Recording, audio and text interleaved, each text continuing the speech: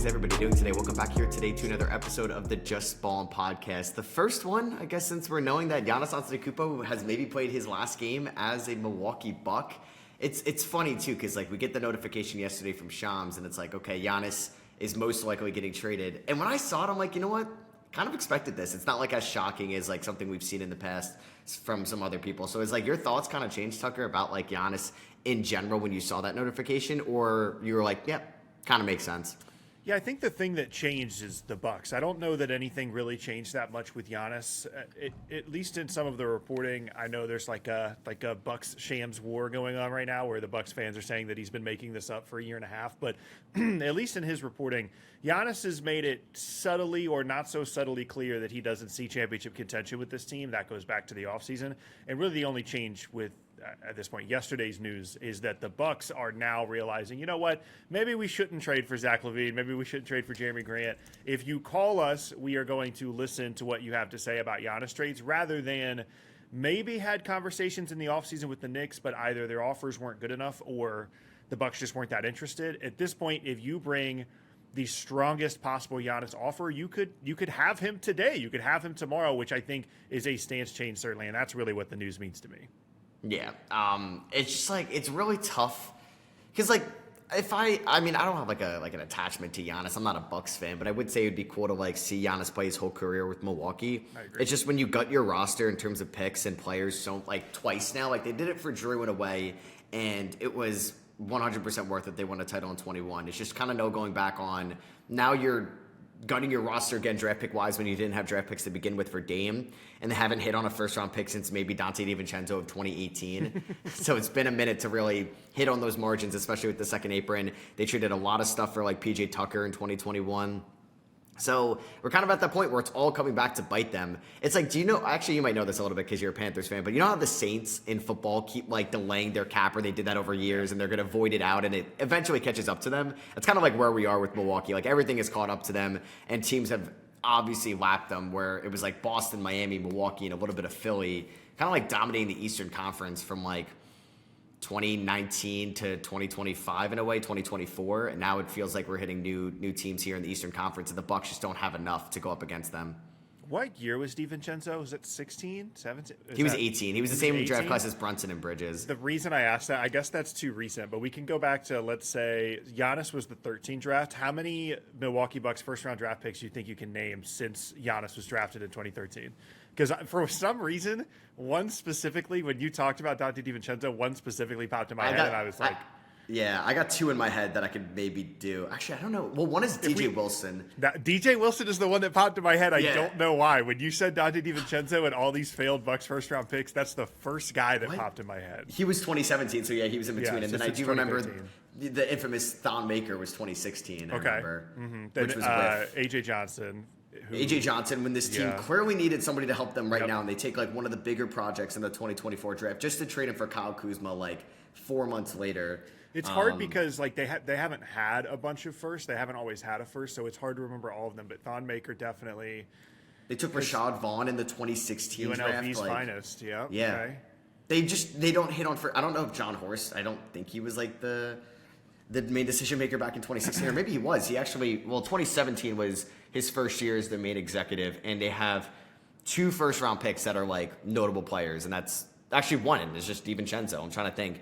Have they hit on anybody else? That's crazy. Yeah, I mean, like you said, it's hard when you don't have the picks, and maybe it's just time for a new era. But I agree. I mean, I think that it would have been nice for Giannis to stay, but at any point that you try and evaluate the Giannis era, there's no issue with him leaving. He won the title. It's fine. And 2, obviously the moves they made, especially the Drew trade, were worth it because they ended up winning a title. Now, you can tell by my hat, and if you ask me as a Nets fan, should they have won the title with the best team in the league? I would say no, given how the beginning of that series went. But it is what it is. And yeah, I think it definitely makes sense and has made sense for a while for him to go his other ways. Now I'm really bothered. Is DDV, DJ Wilson, AJ Johnson, they took Marjon Beauchamp in 2022. They did. Okay.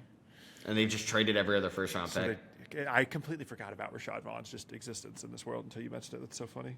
No, yeah, like the Bucks, like even if you consider Jabari Parker technically a bust, not his fault, nobody's fault. Like he had freak ACL injuries. Like they took John Henson the year earlier. They took Jimmer. Well, actually, no, they didn't take Jimmer Fredette. So like, was it Brandon Knight? Maybe Brandon Knight was so. drafted to the Yeah, Bucks. yeah. Larry Sanders, Brandon Jennings, Joe Alexander, Yi Jalen, who was he drafted or he played for the Nets, No, right? But maybe that was a Nets thing. I can't remember what the swap ended up being. But their draft That was a record year- prior to Giannis Oh my actually God, sounds it's pretty terrible. solid. It's- It sounds okay. I mean, Larry Sanders and Brandon Jennings, I guess Larry you could Sanders say was like Defensive Player of the Year. Brandon Jennings was okay for like a couple of years it was there. a different league, man. It was a different Yeah. league. So yeah, it's obviously all caught up to them. Like, thank God they were able to get like Ryan Rollins and like Kevin Porter Jr. has salvaged a nice enough season before he ended up getting hurt with the oblique injury. But like, this team can't even make the. Good. AJ Green's Yeah, AJ good. Green was definitely a good developmental story for sure. I think they had Sam Merrill, right? They actually might have technically drafted him. They had his rookie year, and then he goes to Memphis, and now is a big guy for Cleveland. So I don't know, a lot of front office mishaps, and then last year or 2 years ago, when they're in the 24 season, they're 30-13 with Adrian Griffin, and then they get Doc Rivers and go 17-19 to finish off the year. I've seen some revisionist history lately on the Adrian Griffin saga. I have too. I thought we all agreed that yes, they were 30-13, but it was like a David Blatt 30-13, where like no one liked the coach, no one really liked the vibes, and the defensive coverages didn't make any sense, and there was just a lot of issues. And now here we are, and Bucks fans are talking about this was the beginning of the collapse. We were 30-13 and brought in Doc. And if you want to say that they shouldn't have brought in Doc, that's fine. But I thought we all agreed at the time that the Adrian Griffin thing did make sense, even with the record. Yeah, I think I do agree. There's definitely some revisionist history. It's just like, you brought in Doc Rivers, which Doc Rivers' track record is all He came on out of the top booth. of the 2008 didn't he? ring. Did he come out of the booth middle of the year or something? Yeah, he was doing podcasts with Bill Simmons like throughout the year. Crazy. And then, I don't know, it's the same thing in Philly, same thing as into the Clippers days. It's tough. And I'm not going to say, like, I know a lot of Bucks fans do not like Doc Rivers, and I get it. Like, obviously you're going to use a 64-year-old coach as your scapegoat, but, like, I'm not going to, like, the Bucks roster is not great. And if you don't have Giannis out there, there's only so much you can do. I know, like, against the Sixers, they kind of went away from Miles Turner in the second half when he was having a really good performance offensively. You could say that's coaching. I mean, at this point, you should be able to thank Doc Rivers, and you should want him as your head coach because you want to get the best draft pick possible. It is tough, though. Like, I was going through my mind, like, I've talked a little bit about the Giannis thing since it went down. Does anything change for you after so say Giannis doesn't get traded at the deadline, and we're going to go into all the teams, but say he doesn't get traded at the deadline, and obviously it would happen after the lottery. Does anything change? It's tough. The odds of this happening are so low, but I could have said the same thing about like Cooper Flagg to the Mavericks last year. Say the Hawks win the lottery via the Pelicans, and they're picking 1 or something like that, or from the Bucks, and then say the Bucks are picking 3 somehow, like they get very lucky, and they're able to draft Peterson, DeBanter, or Boozer. Does that make you think that you should trade Giannis, or not? And now we can get even more assets on top of this young building block, or does this give us a reason to kind of get a life raft a little bit here? I think it's one of the primary considerations for trading him in the middle of the year, especially in a possible Warrior structure where like maybe Miles Turner or Kyle Kuzma are also going, where you are immediately the worst team in the league. I mean, we're talking about Ryan Rollins, AJ Green, whoever's left over of Miles Turner and Kyle Kuzma.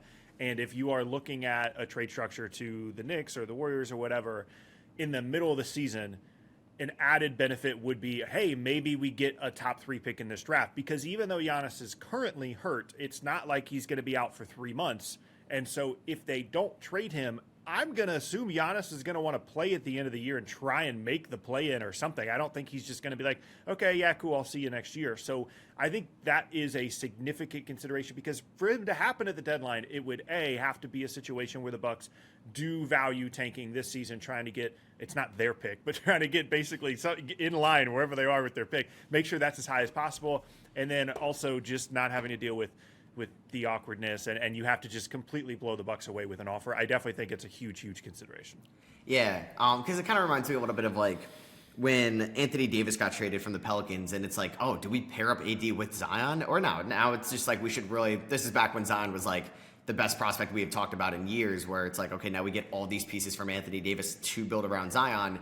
Easier said than done. It didn't really work out as we thought for the Pelicans, but I think that would give the Bucks a really nice path going forward. Because I mean, we can kind of figure this out right now. Do you think the Bucks should trade him over the next week, or do you think they should wait until the offseason? It depends. So it seems like, just people I've talked to, it seems like I'm lower on the current trade offers for Giannis than most people. A lot of people seem to think Miami's really close. The Warriors like have a really, really good offer. We can talk about each of those teams individually. If I was the Bucks, I want Houston involved. I want San Antonio involved. Oklahoma City's not going to get involved, but like I want the possibility of them being involved, which would mean waiting until the offseason. That would mean the Rockets lose in the first round because they're the 6th seed and they play Denver or something, and all of a sudden like, hey, we have KD. Şengün wasn't that good in the playoffs. Now we're going to trade him at the center for Giannis package. Same thing for San Antonio. Maybe they're willing to trade one of the young guards or whatever the case may be. That's what I would do, and I think I've said this a few times other places. I think there's a little bit of a misunderstanding of what the news yesterday means. The news yesterday doesn't mean whoever gives us the best offer for Giannis is going to get him before the deadline. It means we will listen, but we need everything in order to consider trading him before the deadline, because he's not a 2026 free agent. He's a 2027 free agent. They can wait to the offseason and get these other teams involved. So if you're the Warriors, we need Jimmy, Kuminga, Podziemski, every pick and swap you have, and then we'll think about it. If you're the Heat, we need every good player, all of the picks and swaps. We might need you to send Andrew Wiggins somewhere else to get us another first. We need all of that. You're not competing against other teams. The Heat are not competing against the Warriors for a Giannis offer. They're competing against what the Bucks want to get out of Giannis to convince them to do it now rather than wait for some of these other teams to maybe get involved. Totally. Yeah, because there's just no chance that the Rockets or Spurs, I think, would blow up what they have now for Giannis middle of the season. Yeah, it would have to come in the offseason.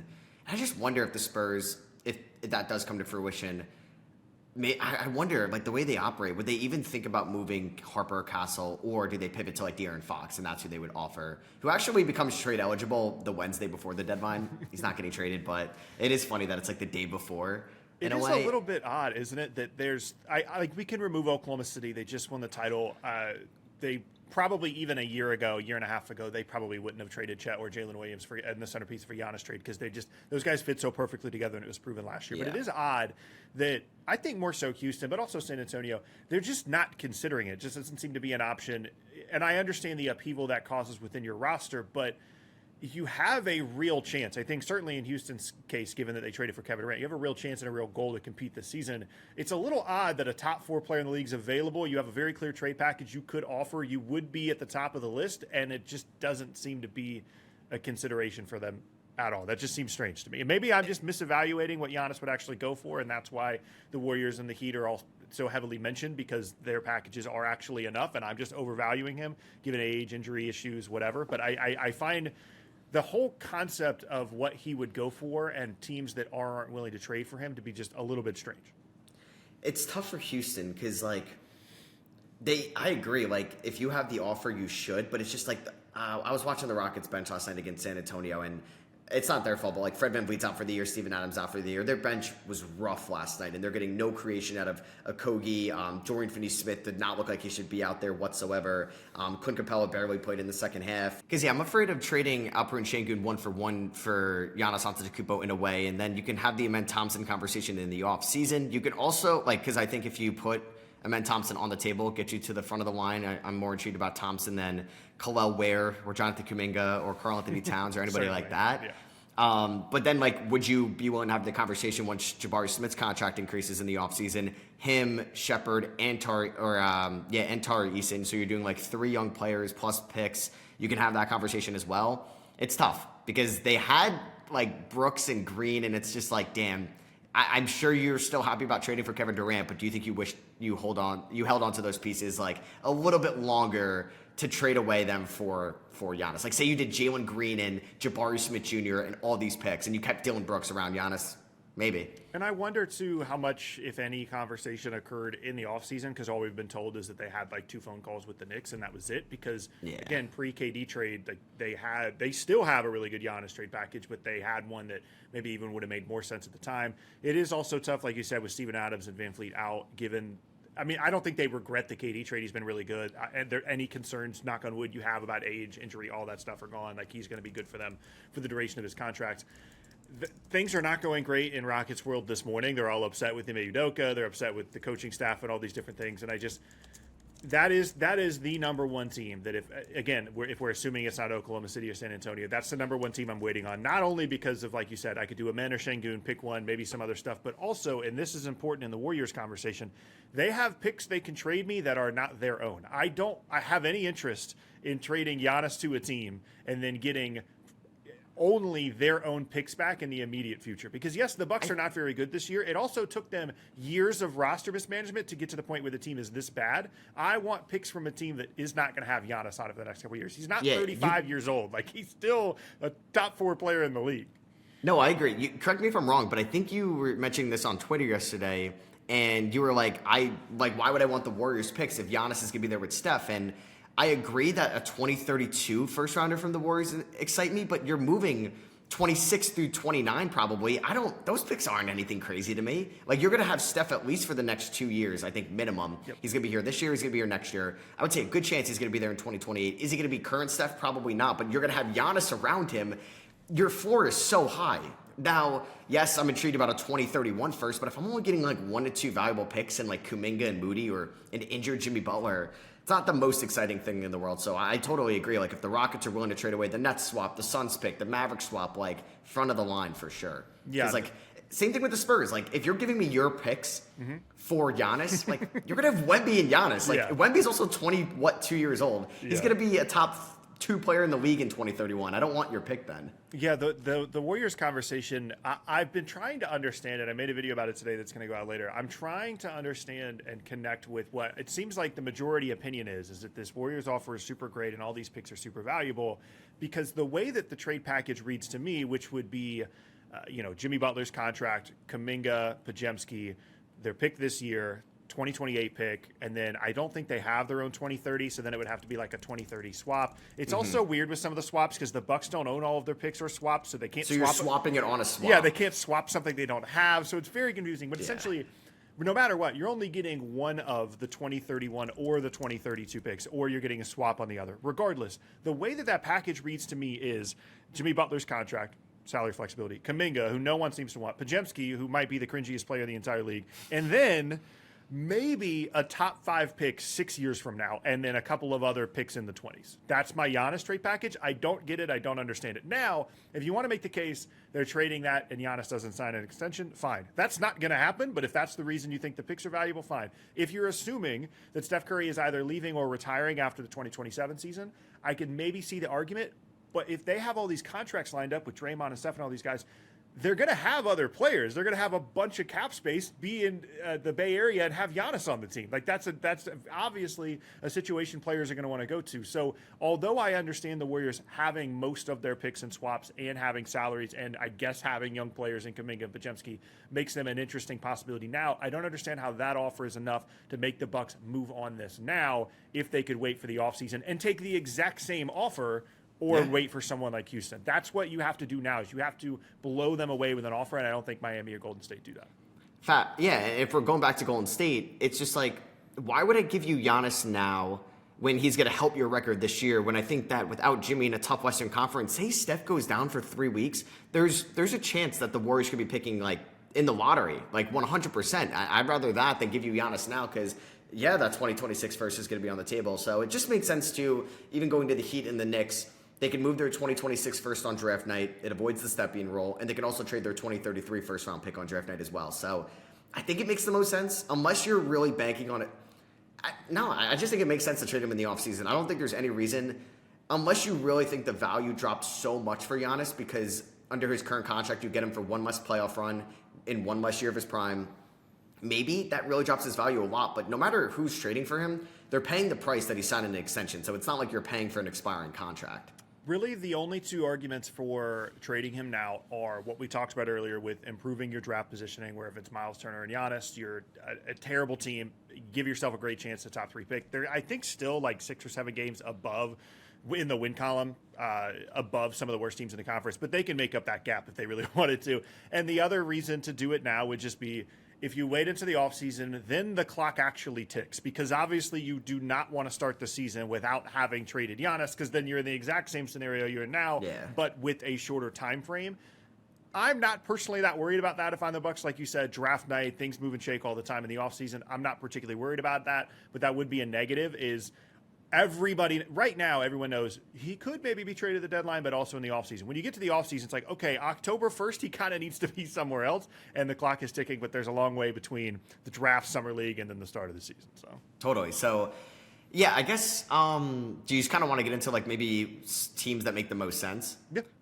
So like, I guess when we're talking Giannis trades, like it's just we gotta like put in front of everything like where he wants to go. I think because yes, we could talk about Portland. Makes a ton of sense. They have the assets. They can be fine enough after trading for Giannis, and they have Milwaukee's picks. Yep. But if Giannis is not giving you an 100% guarantee he signed an extension, we're removing him from a Portland trade. It's just way too risky. Maybe Joe Cronin still does it, but it's just like way too risky, I think, at the moment. Yes, they could get involved. I guess also, before we get into that, like, you know how we've seen, like, we've talked about it, the Knicks get involved, or the Blazers get involved, Mikal Bridges goes to Portland, and the Bucks get their first-round picks back? Honestly, like, I think if Portland is getting involved, I don't think they have to give Milwaukee all their picks back. I think, like, 2028 is good enough. I think, like, you give them the earliest pick out of the 3 or the 2 that they own, and it gives you an out. And if you could turn one first-round pick and Drew Holiday or Jeremy Grant to Mikal Bridges, it looks better than giving up 3 first-round picks and Drew Holiday for Mikal Bridges. That doesn't make any sense. Right. So, and I think Milwaukee would do that. Like, if they get the first one back in 2028, I think they're inclined to do that. I mean, obviously, yeah, it's just hard, though, because then, I mean, I don't know. OG has a lot of value, but maybe not necessarily the Bucks. They can find somewhere else for him to go. This is obviously in that Knicks structure. But, yeah, I was thinking about that the other day because in that scenario, if you're the Bucks, if you trade Giannis and whoever else and you're really bad this year, then you have – it's not your 2026 pick, but you can get a high pick in the 2026 draft, hopefully. 2027, write it off. That sucks. That's just gone, is what it is, depending on where the other – I think it's in Atlanta and New Orleans swap again, or it's just New Orleans. Regardless, they can maybe get that one, but you're not counting on it. And then, like you said, you get your 2028 back outright.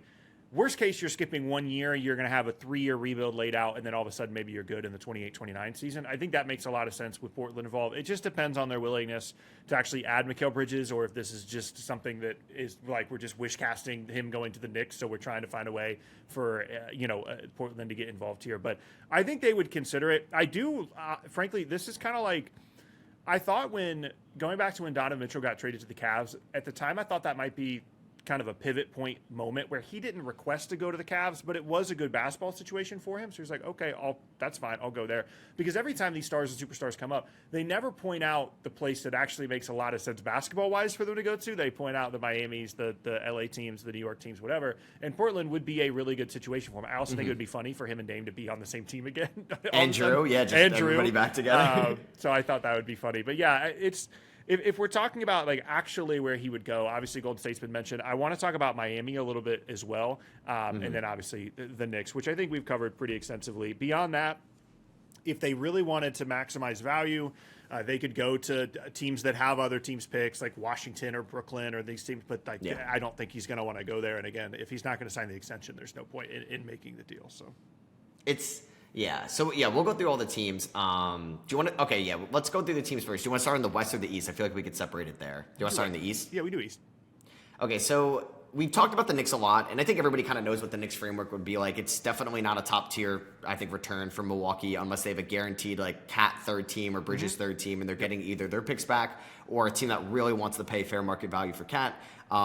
This really only transpires if everybody else is kind of like in the ballpark, and Milwaukee helps out Giannis and gives him to the New York Knicks in a way. And maybe Giannis doesn't want to go to the Western Conference because it's a gauntlet out there. So we could talk about the Miami Heat. The Heat have always been waiting for this big name. We thought they were going to get a big name with Jimmy. Jimmy was looking around and never got that big name, never got a Damian Lillard, never got a Donovan Mitchell. So he ends up getting traded to Golden State. And Miami does not have I would say the best offer, but I think they have a fairly respectable offer right now. They have plenty of young guys. I would still consider Tyler Hero, who just turned 26 young. You have Davion Mitchell, Nikola Jovic, Kel'el Ware, Hawkes, Yakuchonis, Pele Larson. Like, those are names. Those are somewhat valuable guys. And then Miami could trade away, I think, around like 3 to 4 first-round picks in the offseason and then a couple swaps. So, what are your thoughts on kind of like Miami's portion of this or part? I mean, I think it's relatively interesting. We're obviously assuming that Bam's not going to be traded. I think the problem is, and the thing where it falls apart is that they have the same picks issue that the Warriors do, where you presume they're going to be good. They're one of the most consistent franchises the last 15 years. So the picks are cool, but they're their own picks, and they're adding Giannis, so they're not going to be unbelievably valuable. They don't have a player really at the center of this. They don't have like a Şengün or an Amen Thompson or something like that. because I think it's just been proven that Tyler Hero's good, but is just not someone that teams really value super highly at the center of this. The only wrinkle to that is I believe he's from like the area and would be like a big Wisconsin, local guy for Milwaukee. So that would be a big, ticket thing, I guess. And I think they certainly would take Tyler Hero in the trade. I think they would see him as an asset, but not someone that is a foundational piece of a trade that doesn't have really valuable draft picks. And similar to the Warriors, it feels a little bit like you would just be counting on Giannis to not age well and or get hurt to get a lot of value here. Now, there is some interest in like you said, a Jovic, Yakachonis, Jaime Jaquez. Maybe they can send Andrew Wiggins somewhere. But I just, again, maybe I'm overvaluing Giannis. Maybe I need to read more into the fact that the Thunder, the Spurs, and the Rockets just don't seem to be super interested, and that should inform more where my value level is. But he's a top 4 player in the league he's not 35 years old. The calf injury stuff is a concern. But he's also having maybe the best season of his career as a 2-time MVP. When he's been healthy this year, he's been unbelievable. And I just think that my first thought when I look at what Miami has to offer is if they gave up everything that's not obviously meaning to be there afterwards, like Bam, it's not enough, personally. That's fair. Because even 1-year contract, we're assuming he's signing an extension. He's a 31-year-old, or how old is Giannis? Is he 31 yet? Or he might be 30? I'm just pulling this up really quickly. He's 31. He just turned 31 in December. A top 30 player all time, still in his prime. I would say Giannis, who knows how his career is going to look, but I would still say at this level, 2 to 3 more years to be conservative. I think he still has left in the tank, and we haven't seen him have a deep playoff run. 2022, he won a playoff series. 2021 was really the last deep playoff run when they won it all. Miami becomes, I think, the instant favorite in the Eastern Conference if they keep Bam and they trade for Giannis. Do you think, I want to actually pull this up too. Do you know, so Kevin Durant, when he got traded from Brooklyn to Phoenix in the 23 season, was 34. Oh, 34. Yeah, he was 34 that year, turned 34, I think in September. He went for 4 first-round picks and a pick swap, all unprotected. And Jay Crowder's a throw-in. I don't think he really had that much value. Cam Johnson and Mikal Bridges. I forget. Actually, that Jay Crowder definitely got rerouted somewhere else, right? I don't remember.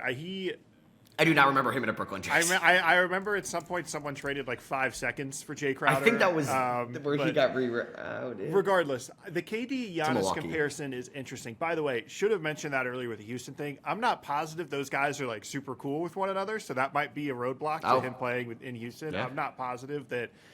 Just observationally from his time in Brooklyn, I'm not sure that KD is a huge Giannis fan and vice versa.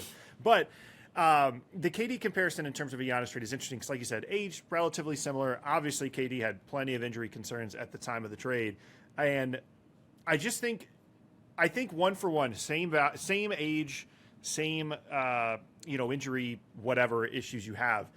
I think KD just has more value than Giannis to other teams, even though maybe I don't value him that way because he's maybe the most malleable superstar in the history of the league. Like, he just goes to a team and he is good. There's no scenario in which KD, even if he's not overall crazy additive to team basketball, he's going to be Kevin Durant on any construction of team you put him on.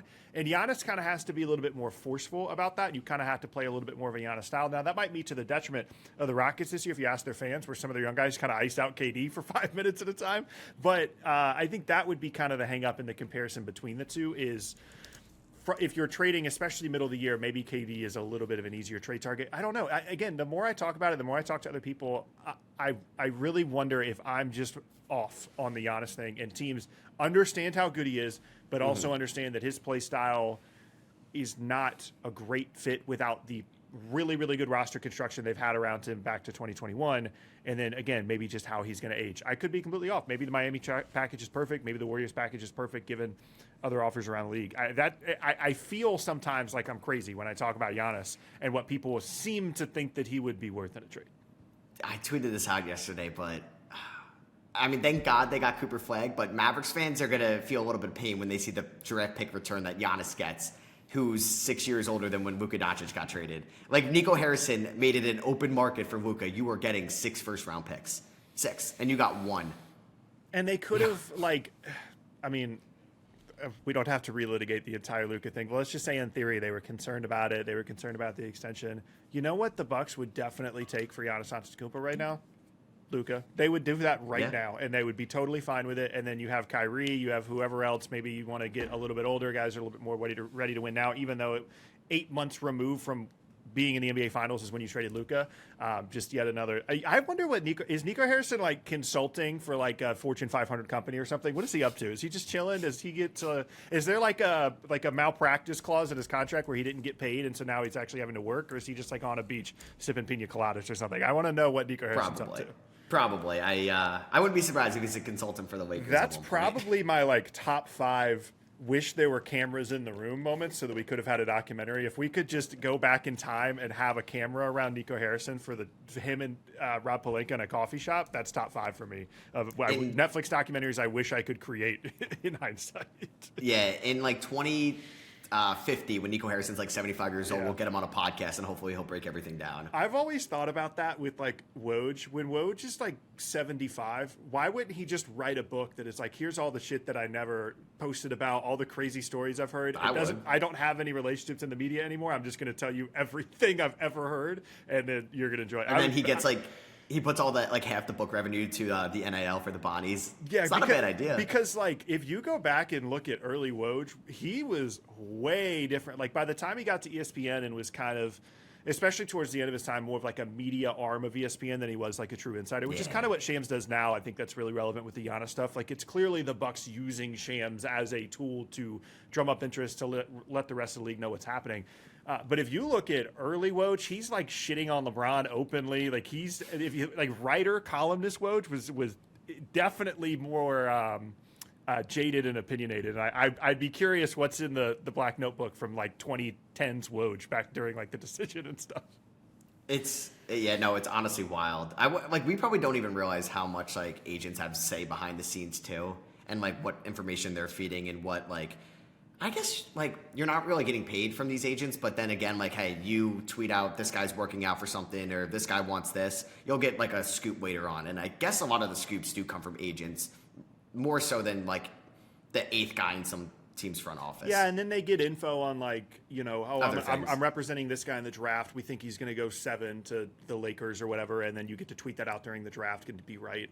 There's all kinds of stuff like that definitely benefits it. But, yeah, I honestly, like, even if Woj wrote like 100-page book and was just like, here's the screenshot of all my Twitter drafts, every draft night for the last 20 years, however long Twitter's been around, 15 years, I would pay to read just that. Here's the drafts I didn't send. And it's like, Paul George is working out for the Jazz at 9th overall or something, whatever. Just all that. I would want to know that.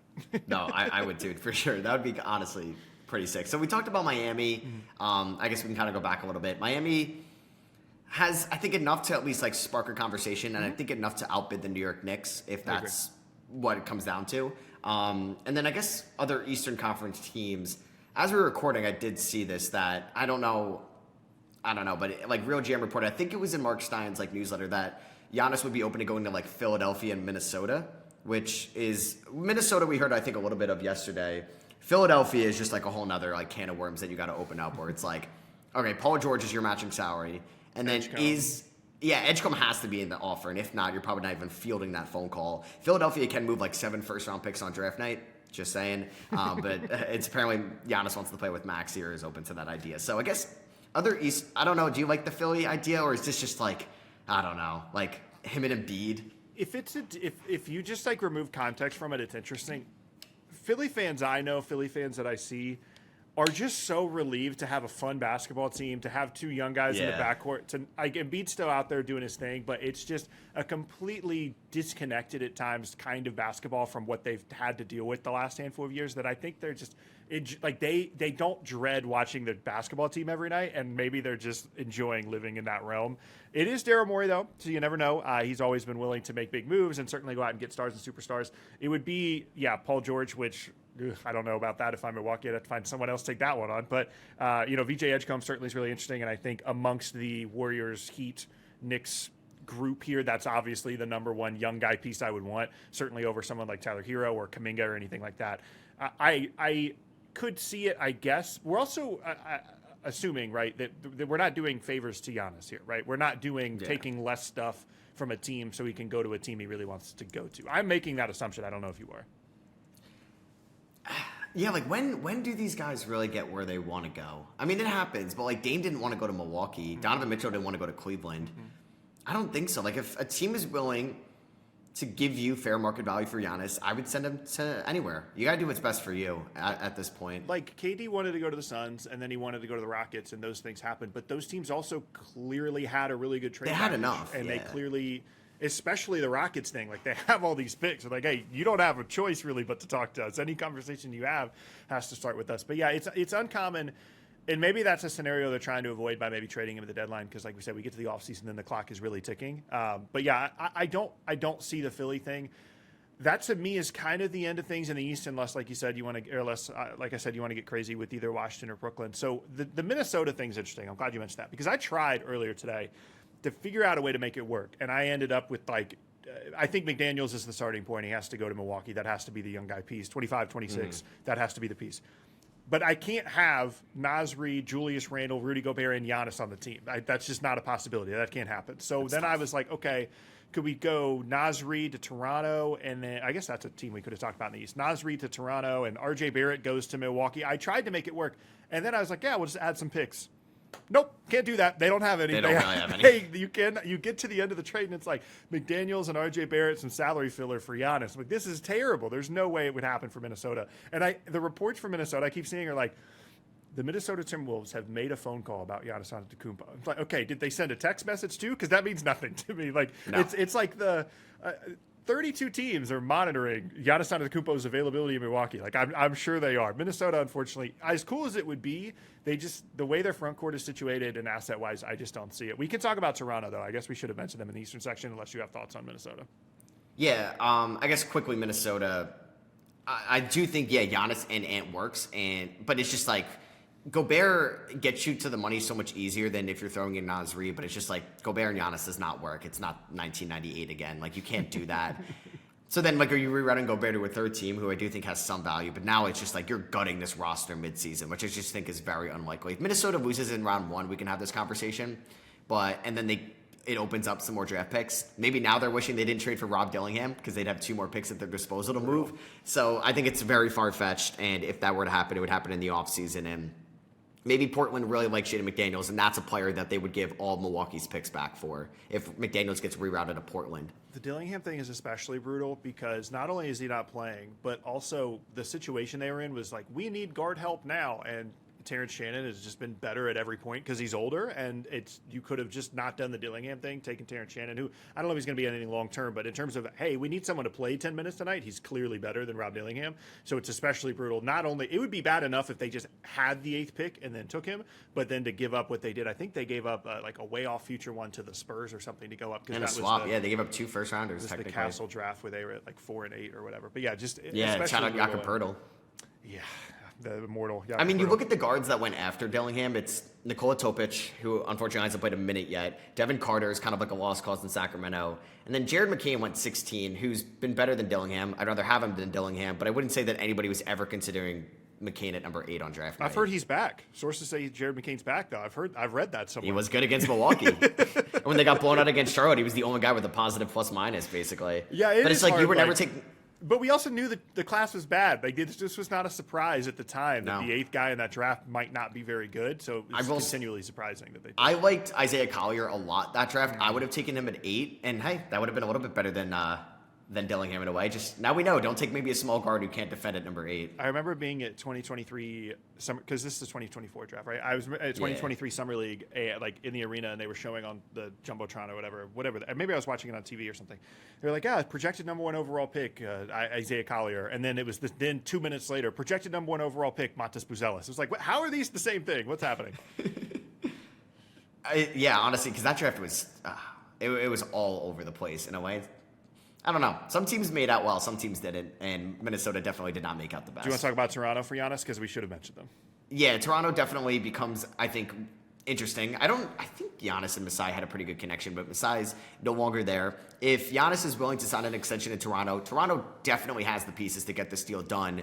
Scotty's obviously off limits in a way, and Scotty being 24 makes me, I think, feel safe enough to trade away at, like, first-round picks in the 2030s and not feel like it's too risky. I don't think Brandon Ingram serves much value to Milwaukee. They could want him, but I think you're trying to keep Brandon Ingram at all costs, and you're willing to throw in an additional pick or two to keep Ingram. So you could get to the money with Quickly and Barrett. Pirtle could obviously be in this trade as well. I don't know if Milwaukee wants that Pirtle contract if they're taking on Quickly. They might not want the Quickly contract either. Exactly. You might not want the Quickly contract, but I wanted to pull this up because I was looking at this earlier when I was rewatching the Knicks game this morning. Emmanuel Quickly has played... Hold on, let me figure this out. 22 games at home, 24 games on the road. He's got a 52% true shooting at home and a 61% true shooting on the road. He's averaging 3 more points per game, 2 more assists per game in the same usage on home road splits. He cannot play in Toronto. The reverse Tyrese Halliburton. Remember he had a back injury and like anytime he had to like sleep in a different bed, like his back was screwed up or travel, and he was like terrible on the road. Somebody get Quickly a new apartment. Yeah, apparently he's going to be an all-star on another team. He just can't play, except for the 4 games a year they play at Scotiabank or whatever the hell it's called. So Quickly would, I'll take a fight. He's 26 years old. It's not a great contract, but I still think Quickly is a serviceable enough player where I'd rather pay Quickly that at 26 than Jakob Poeltl, $28 million at 33 when he gets there. Yeah. I'm sorry, Raptors fans don't want to hear this. I mean, maybe they're going to be okay hearing this, but Colin Murray-Boyles has to be in this trade. Yep. Colin Murray-Boyles is not a blue chip prospect. He's not like a Con Knipple, Dylan Harper, but he's good enough where it's like, okay, this is a foundational defensive building block for us. He's 20 years old. He has definitely shown some flashes this year, and we can make it work. I'm going to assume one of Dick or Walter would have to be in this trade as well. I don't know who Toronto would feel more comfortable giving up. Remember the 2 months that Grady Dick was like a borderline all-star? That was fun. Last year? Oh, like November 2024 or 2023 or whatever it was. Yeah, he was so good. I guess that was last year, November 24. And then Toronto has every single first-round pick. So you could trade 26, 8, 30, 32. You could do swaps in 7, 9, 31, and 33 this offseason. Like, they have the draft capital to go out and get Giannis. And I would do it if I'm Toronto. If I can actually say you keep Pirtle, you keep Pirtle just to have that contract, and you're able to keep Jamal Shed in this deal as well, and maybe you can get Kevin Porter Jr. back so you have enough point guards. I think I'm doing this trade. If you can have Scotty, Ingram, and Giannis in the wide open Eastern Conference, Scotty might be one of the best defenders Giannis has ever played with, maybe will ever play with in his career. I'm not thinking, I guess Drew is probably number 1, and then it's probably like that peak Brook Lopez year, and it's Scotty Barnes immediately. And then you keep Ingram, who's kind of in that like Chris Middleton role, and I think they could win the East. Yeah, the benefit for Toronto is that there's no, do they have this pick? We have to wait till draft night. They have them all. Whatever you want, whatever you're able to swap, we can swap. Whatever picks you want is fine. I think they'd have to keep Pirtle. He's just a continual roadblock in any Raptors trade. Unless for some reason there's a third team that would want him, especially if you're combining it, but quickly, that's just too much money for the Bucks to take on long term. And honestly, if you're keeping Pirtle and he's playing like 17 minutes a night off the bench, that's probably the best thing you can do anyway. If your front court is Ingram and Giannis and Scotty Barnes, to me. It's absolutely worth it if you're Toronto, given assuming you can figure out the backcourt stuff a little bit. You're trading one of the guards, if not both of them, so you'd have to figure out something with the backcourt. But the other guys have the ball in their hands a ton. Anyway, Murray-Boyles is interesting because I don't know how you feel. If you're including the context of the contract, I think Colin Murray-Boyles has more value than Tyler Hero right now. Yes or no? Yes. Okay. Certainly has more value than Jonathan Kuminga then. Yes. So amongst the non-Houston, San Antonio, Oklahoma City teams, Toronto would seem to have the best focal point young player value to trade, and they have all of their picks and swaps of the teams that would make a trade at the deadline, which to me makes them super, super interesting if they think their team will be good enough to warrant trading all of the picks and all of the swaps with an organization that maybe has some ties to Giannis, maybe has some relationship with him, but ultimately obviously would have to make sure that he would want to stay there long term. They are both very interesting to me, and also I have absolutely no feel on whether or not they actually are willing to trade all of the picks, all the swaps, and Murray-Boyles, and the contracts they would need to. I think they would. Okay.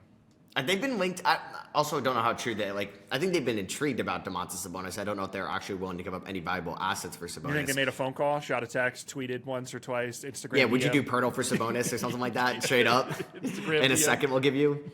So I think they would do that. If Giannis says I'll sign an extension in Toronto, I would do that. It's just interesting, right, in the context, because Kyle Murray-Boyles clearly good, but then you think about the foundational young player pieces of the teams that are potentially involved now. It's interesting how high up the list, potentially at the top of the list, if you don't have VJ Edgecombe in there, that he would be. Like didn't really realize that until I sat down and looked at all these different things. And obviously, Tyler Hero currently is a better NBA player than Colin Murray-Boyles. But when you think about rookie deal, his upcoming extension, and then whatever the hell is happening with Kuminga and Podziemski, it positions them very, very interestingly, I think, in all of this, where it would not be the first time we've seen a surprise superstar trade to Toronto. So we'll see. Yeah, definitely. To So be clear, they're not doing the Kawhi thing. They're not trading all that and then being like, well, if you leave, that's cool. They would need an extension. They're not doing it because they are trading 7 more picks and swaps than they did in the Kawhi thing. So yeah, and that's just gonna be the bottom line. Yeah, Giannis just needs to let you know if he signs an extension. I guess I'm just looking at the rest of the East. I guess we can give, to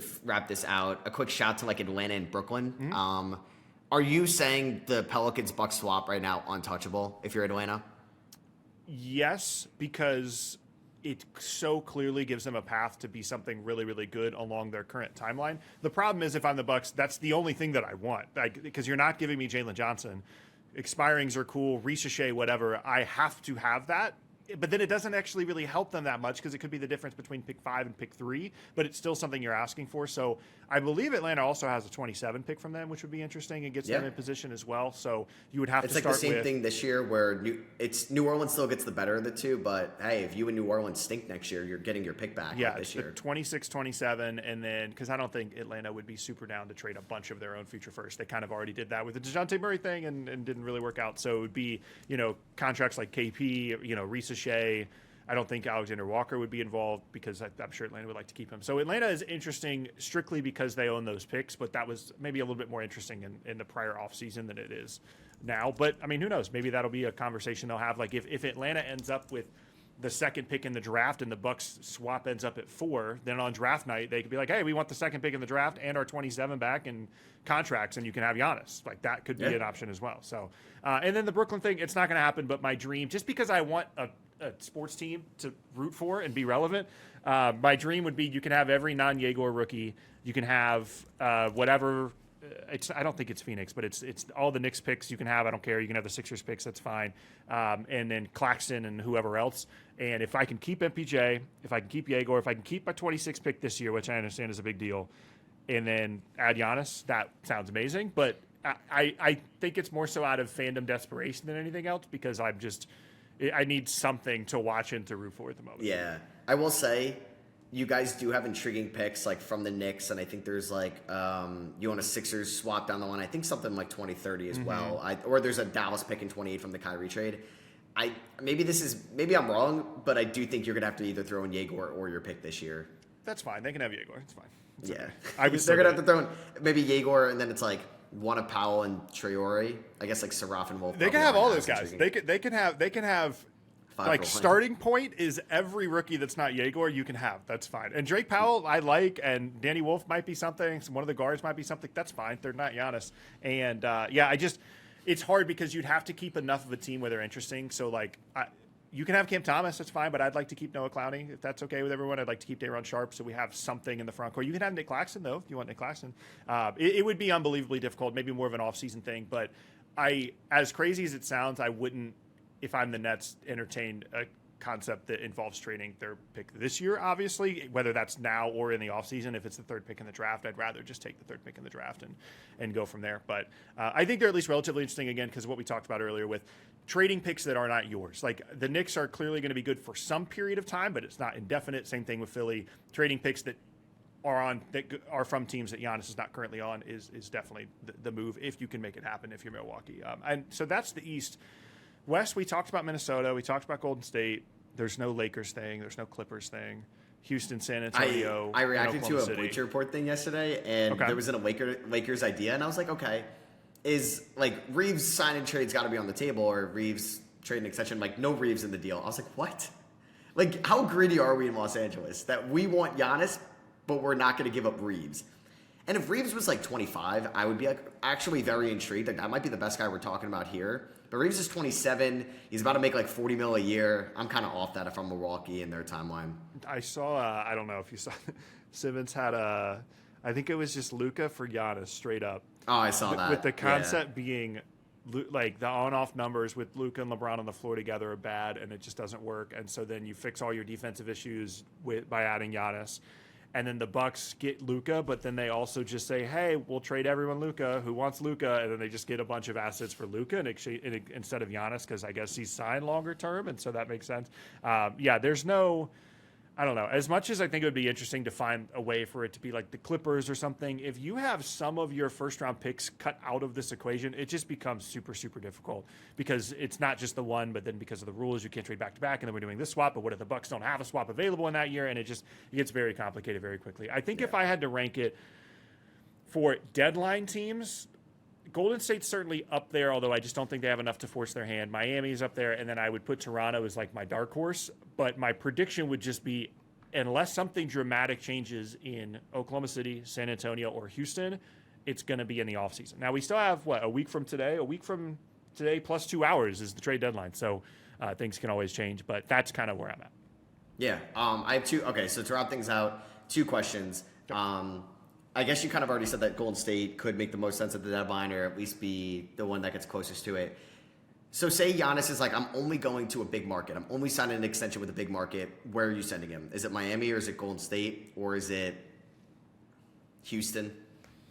We'll say, like big market, one of those teams. Lakers he would go to. I mean, Knicks. I guess Miami. I could see a scenario where the Heat like Tyler Hero, or the Bucks like Tyler Hero more than I'm imagining, and they think that Khalil Ware's 7 minutes a game are really going to help them, and the picks are valuable to them because reasons that I'm not understanding. I guess there's a way in which that happens. It might require Miami to have literally just Bam, Norm Powell, and Giannis left over. Like Andrew Wiggins might be elsewhere for a pick.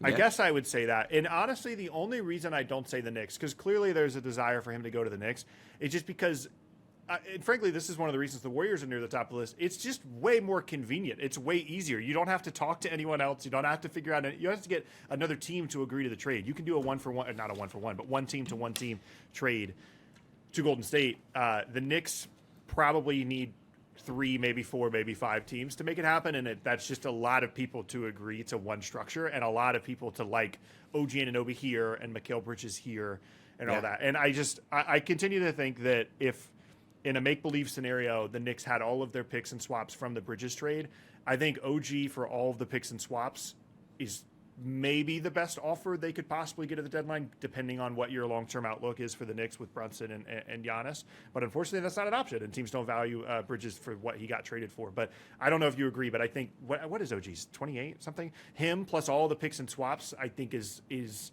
maybe not the top offer at the deadline right now, but would be at least intriguing given Giannis's preferences. Yeah, like the Knicks would have 4 more tradable firsts, or 3.5, 3 in a swap, that they have to owe the Nets right now, because the Nets, I think they've already netted 2 first-rounders from the Mikal trade in the 25 draft. I lost track between all 5 rookies they picked. I have no idea. Yeah, I think I think 19 was the Bucks pick, and that was the Traore pick. And then I think either Danny Wolf or Ben Saroff was from the Knicks. So they gotten 2 first-rounders from the Knicks. And then, or maybe, 2 first, because the Drake Powell pick was from the Terrence Mann salary dump. And then I think the Nets get 27, 29, 31, and a 28 swap. So there's still 3 first-round picks and a swap left.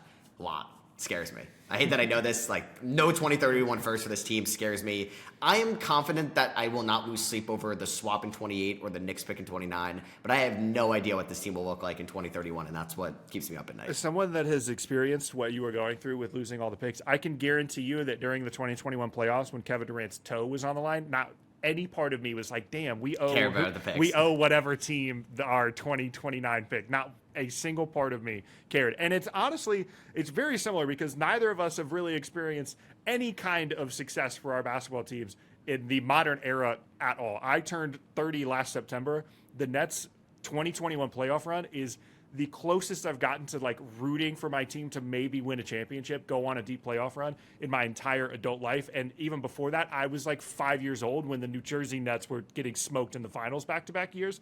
And the only other thing remotely close to that was NC State made the Final Four 2 years ago, and it was unbelievable and made no sense when it was happening. And DJ Burns was just cooking people for 3 straight weeks. They were going to, tangent. They were going to fire their coach. They went to the ACC tournament with like a 500 record.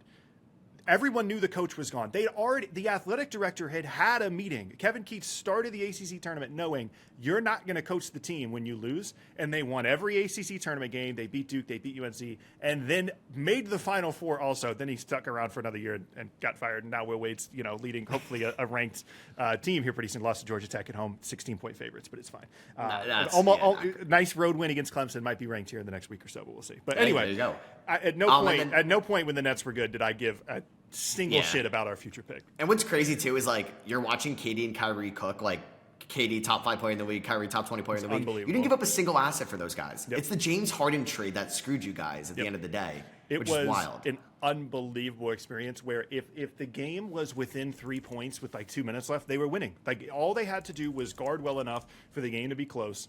And the teams could not guard them in the last 2 minutes of the game because who the hell are you going to try and figure out how to guard with Kyrie, Harden, and KD out there? Obviously, the games they all played collectively were limited, but even with just two of them, they were smoking teams. They were killing the Bucks in the playoffs, and then it didn't go their way. When I will remember for the rest of my life when KD hit that shot, because the game was unbelievable anyway, because it was half of James Harden and no Kyrie, and it wasn't just the shot at the end. He carried the team for the entire game. I don't think he sat at all, or maybe for more than a minute in a game that I believe went to overtime or double overtime. And when he hit that shot, not knowing his foot was on the line, I thought that was the KD legacy moment. I thought that was we're going to the conference finals because KD just hit a game-winning 3 in Game 7, and we're going to play, wasn't it Atlanta?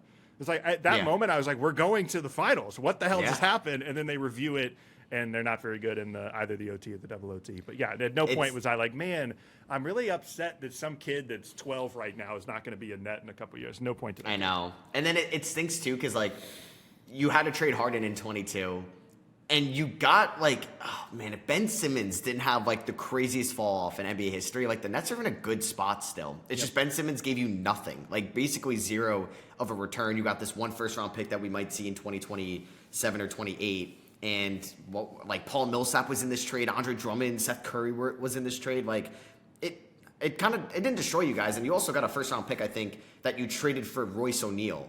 Mm-hmm. As well. You sent that to the Jazz in the 23 offseason. The craziest part of the entire thing, too, is the offseason before everything fell apart.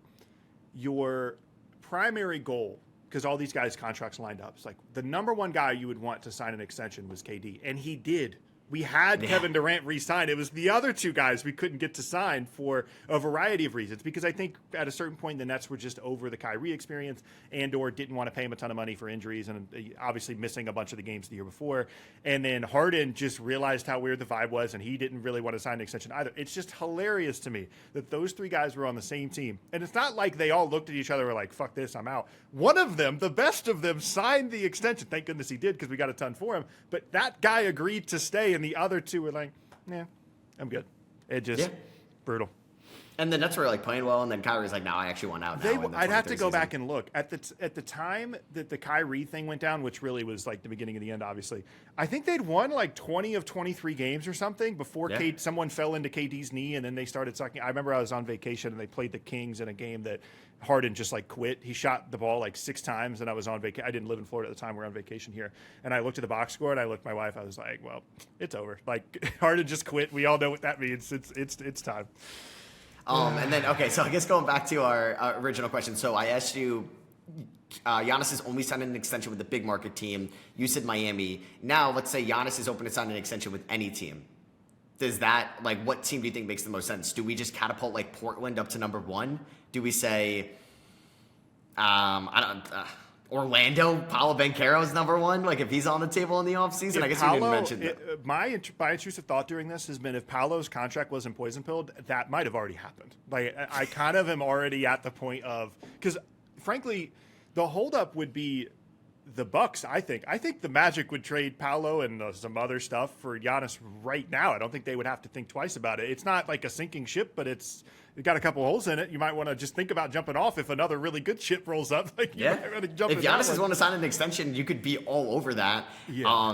Where I think they could get to the front of the line if Paolo was actually on the table, or if it's like Anthony Black and Jalen Suggs, like we get into the front of the table or something like that. I think Toronto gets to the front of the table if they know an extension's coming. Does Detroit or Cleveland get to the front of the table as well if an extension's coming? Cleveland's damn near impossible because of the apron stuff. Mid-season, it's impossible. But Detroit is interesting. I don't know. The Orlando thing is interesting just from a basketball perspective. Let's just say, crazy scenario, Giannis has a press conference tomorrow and is like, any team that wants to trade for me, I will sign this Supermax deal because I get way more money this way and I'll sign it the moment you trade for me. Obviously, that's not actually going to happen, but let's just say in theory that's the case.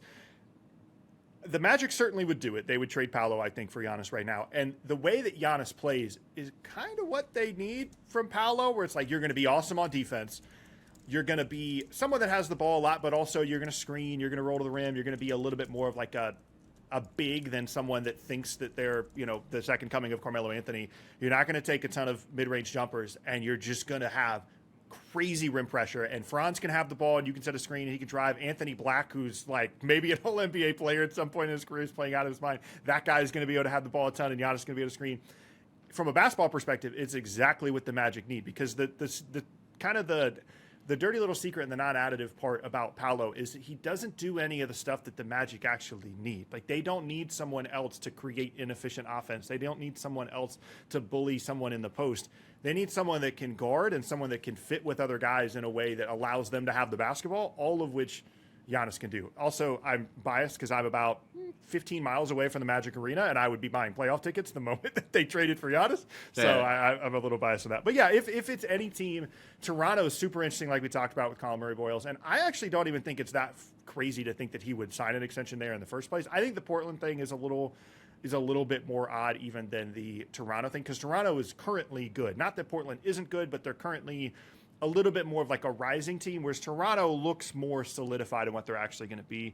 And then Detroit, I mean, I don't know. It would be like Tobias. Again, it's the same thing with, like we talked about, them trading for AD. Like, Isaiah Stewart has to be in the deal, and then it's like Jalen Duren and Giannis together. I guess Duren could be the centerpiece guy, plus Tobias Harris. Is Asar Thompson involved?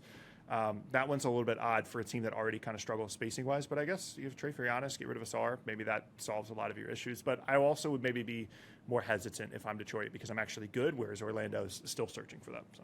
Totally. So we'll see what ends up unfolding over the next week. We might know a little bit more when we talk to you guys again on Tuesday.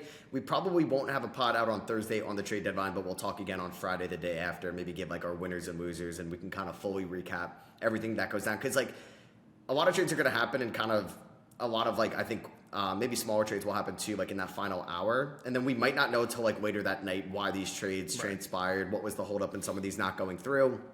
You'll hear a team try to do like some, what's the word I'm trying to think of? Like, not backtracking, but it's just like the Warriors do nothing at the deadline, and Mike Dunleavy comes out at night and says, we offered this, this, and this. Or some reporter is like, oh, they actually tried to get him, but they pulled out at the last second, and they're trying to like save their tracks a little bit at the end of the day. So we'll learn more about that going forward. What did Dunleavy say the other day? It was like an all-time bar. It was like in order for there to trade Kuminga. He needs to have a market. Value. There has to be a market or something. I was like, that's one of the craziest things I've ever heard. We'll definitely do something. Probably early Friday. So before we end, like prediction, like life on the line, you have to pick one of these things. Are you thinking Giannis is going to be a Milwaukee Buck next Friday, or do you think he's going to be on any other team? It's Bucks or the field. Sorry. I think he's a Buck next Friday. Okay. I don't think he gets traded. I think it happens in the offseason. I think the Bucks are going to have Giannis either not play at all in the second half, maybe a few home games here and there. He's going to nurse knee soreness or something like that. And then we're going to get a trade in the offseason. The Bucks are going to try to get the best draft pick possible. Maybe if they find a suitor, they'll trade Kuzma, they'll trade Portis. Maybe a team pays top dollar for Miles Turner. I'd assume he'd maybe be on the table as well. But yeah, I don't think Giannis is getting traded at the deadline. I would be shocked, but I don't think it's happening.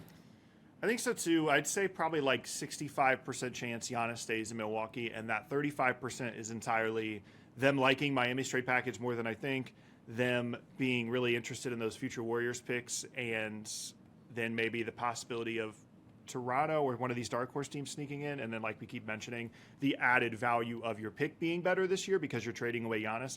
All of those are possibilities, but I would go like 65-35. Giannis is still a Buck a week from 8 days from now. Same here. So we'll definitely see what unfolds. We'll probably get a little bit more information over these next few days, kind of what's maybe going to transpire. And hopefully we do get one trade between now and Tuesday. If we do not get a single trade between now and Tuesday, I will be shocked. If Keon Ellis is still a king, if Gershon Yabusele is still a Knick, I will be very shocked. If you really go through it, though, it's a little scary because like there's no Levine deal now. There's no Jeremy Grant deal, I don't think, because like a lot of the trade buzz we were counting on was Giannis staying related and then building around Giannis. And if you just remove that, it gets a little spooky pretty quickly about who is or isn't going to be traded. So we shall see. I don't know. If I would like 0 trades would be crazy, but like Keon Ellis in your thumbnail on Thursday, I don't think would be crazy. Like I think that might be a thing. No, it honestly might happen. I don't know, because teams are going to wait for Giannis, and I think if Giannis doesn't get traded at the deadline, like Toronto's not trading for Sabonis. I don't think teams are going to maybe be trading for Anthony Davis. The Knicks aren't trading any first round pick. They're going to wait like months for him. You're right. All the Giannis they're going to like we want all our assets in the offseason. So he's going to hold up the market, and unless we see Giannis get traded before like Thursday, we might not see that many big deals go down. Like we might see a team like, I don't know, whoever we not talked about in this video, the Pacers, like they might still trade for a center. They're not in the Giannis market. Or we might see a team, we might see a team like the Suns trade second rounders and Royce O'Neal at the deadline or something like that. I'm picturing our thumbnails for Thursday, and it's like Keon Ellis in a Knicks jersey, Yves Missi in a Pacers jersey, and Benedict Mathurin in a Pelicans jersey, and it's like the 2026 NBA trade deadline was wild. That's going to be the video. No, honestly. We're going to see what happens, man. So we hope you guys did enjoy. If you're watching on YouTube, we'd appreciate you dropping a thumbs up. Let us know down below your thoughts and opinions on the new Giannis news. And if you're listening on Apple Podcasts or Spotify, we'd appreciate a rating and review over there as well. And we'll catch you guys next Tuesday. See you. Peace.